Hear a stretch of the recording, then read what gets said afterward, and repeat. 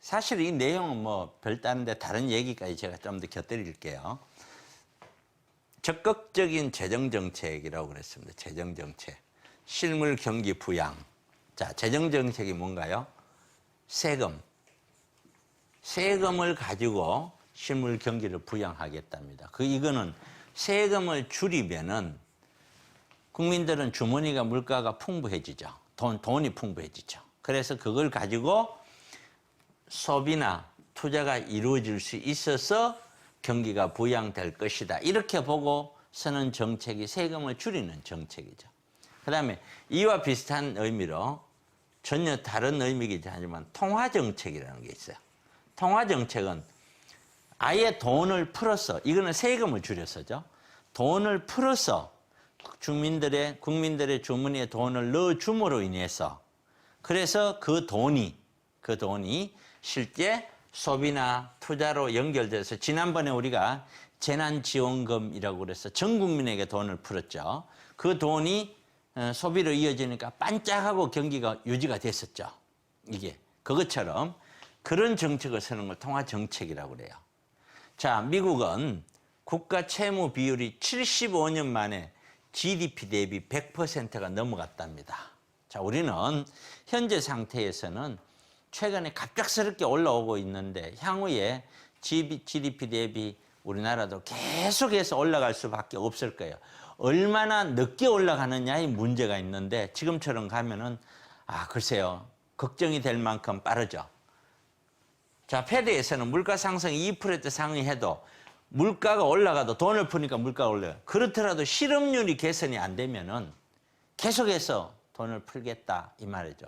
그럼 이 이야기는 무슨 얘기냐면은 물가가 올라갈 때 내가 편성하지 못하면 나는 계속해서 가난해진다 이 말하고 똑같은 거예요. 이 자체가.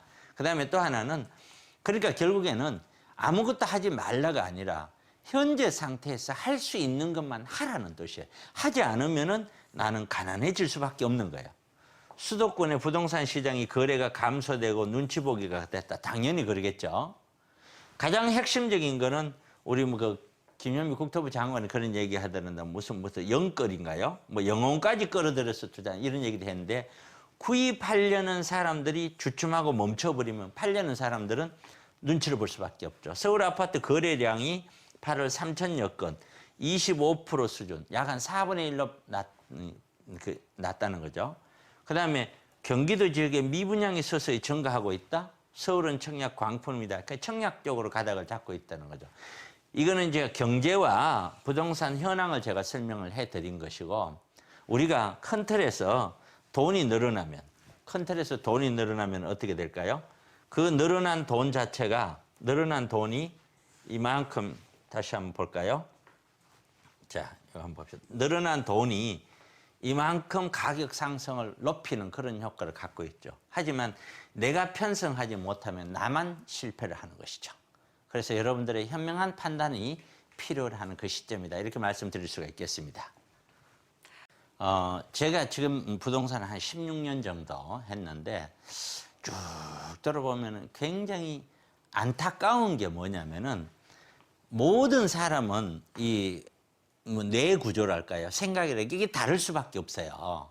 그런데 중요한 거는 내가 현재 모른다, 안다, 작다, 많다 이것이 중요한 것이 아니고요. 내가 갖고 있는 내 생각이 이게 얼마만큼 합리적인가? 내가 갖고 있는 나의 행동이 얼마나 지금 정말 잘 현명한 행동을 하고 있는가를 스스로 판단하는 것이 중요한 거예요. 그런데 대다수의 많은 실패자들은 그 판단을 하지 않아요. 자기 생각대로만 가요. 자기가 아파트에 필이 딱 꽂혔으면 아파트 위에는 어떤 것도 쳐다보기 싫어요. 나는 오피스텔 죽어도 싫어하고 꽂히면 이유도 없어요. 무조건 안 쳐다봐요. 그런 사람들이 실패를 가요. 그래서 부동산 세미나라는 것이 반드시 필요하고요. 그래서 이번에도 거리 두기 때문에 하지 않으려고 하다가 내일 하루는 하겠습니다. 그래서 내일 하루 토요일 날 9월 5일 날은 제가 세미나를 오후 1시에 진행을 할 거니까요.